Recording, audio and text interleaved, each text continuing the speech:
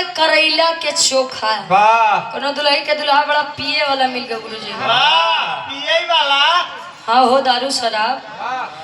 अरे दुल्हा दारू भैया, अरे दुल्हा दारू घर में करे नोट।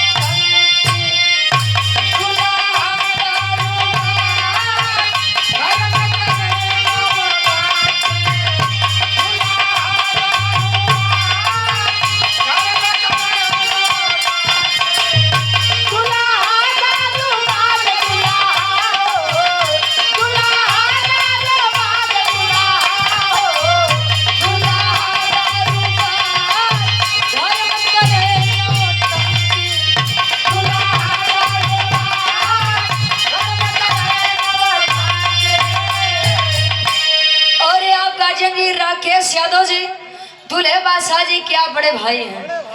आपके द्वारा ये 200 रुपए का सम्मान बहुत बहुत धन्यवाद। आशीर्वाद के चारी कीमत से अपनी कला में कामयाब रहे। कहें दुल्हा दारूबाज घर में करे नौटंकी। पहले के मेरे रुए आपस में बतिया गुरुजी जाना था। हाँ बहनी का बताई जब पी की आवत थे तो बड़ा मारत थे।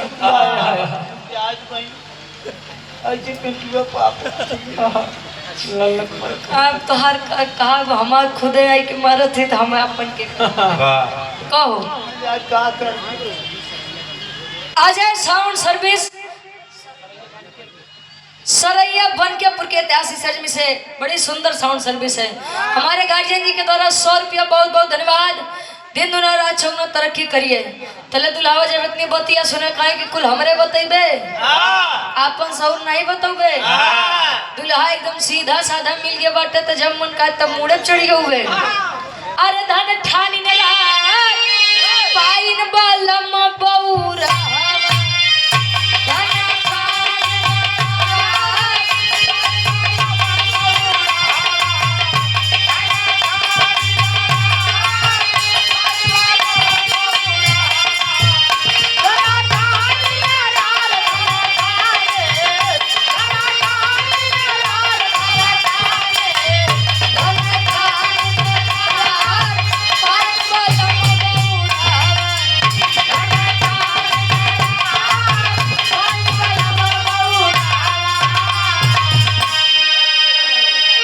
धन ठानी न रार पाइन बलम बौरा हवाना।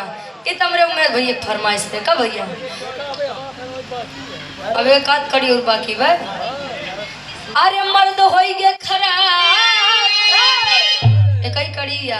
अरे देखा बुरा मत माना नहीं तो गुरुजी काना रहा खोच जाए। बुरा हुए माने जे ई हो ऐसे होए वैसे आजकल के उमेर भैया 75% आदमी ऐसे हैं। कैसे जाना था।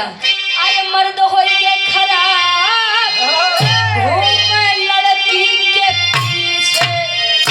मर्द हो गए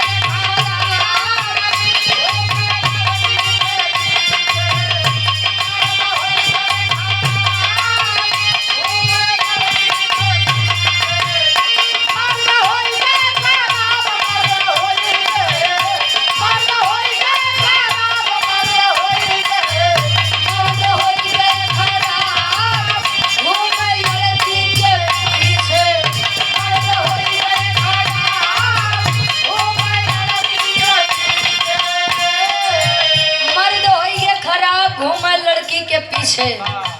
आजकल के आदमी अगर माई बाबू भेजते हैं लड़का के चल जा भैया कमाए बदे इलाहाबाद जाते हैं तो इलाहाबाद वहीं जा लगा तो वही नैली पुली अगर पड़ जाए गुरुजी देखने के बाद मूड खराब हो जाता है।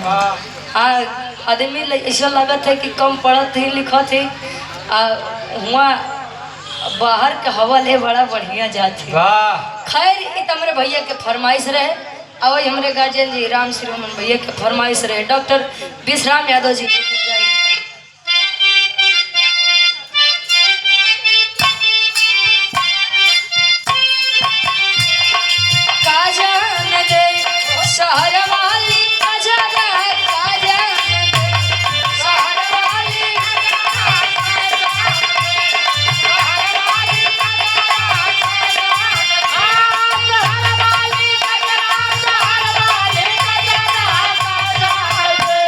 शहर वाली